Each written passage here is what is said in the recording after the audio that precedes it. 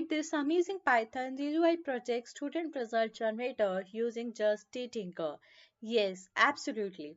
This step-by-step guide is designed exclusively for absolute beginners. So as always, I have provided all the resources used in this video in the description.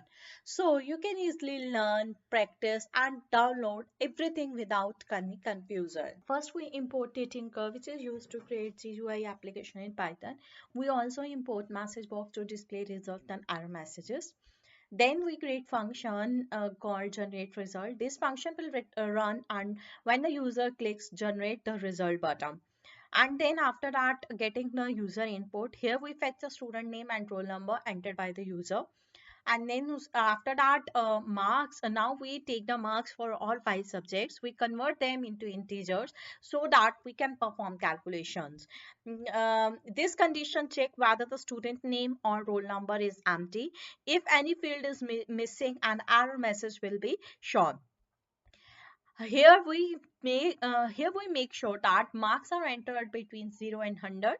This prevent invalid input from the user. Now we calculate the total marks and percentage of the student.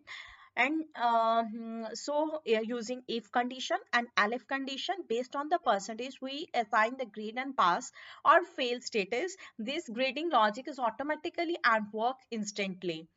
And then after that, final result format. Here we format the result detail into clean and readable message. And finally, we display the student result using a message box. And then error handling, if the user enter wrong data and error message is shown instead of crashing the app. Now we create a main Tkinter window and set its title and size. Here we design the GUI layout using labels, entry fields and frame to take students' details and subject marks. This button is connected to generate result function. When clicked, entire logic run. So this is, you can build a complete student result generator using Python Tkinter. If you found this helpful, like, share, subscribe and comment Python below. In the next video, we will improve this project even more. Till then, bye-bye.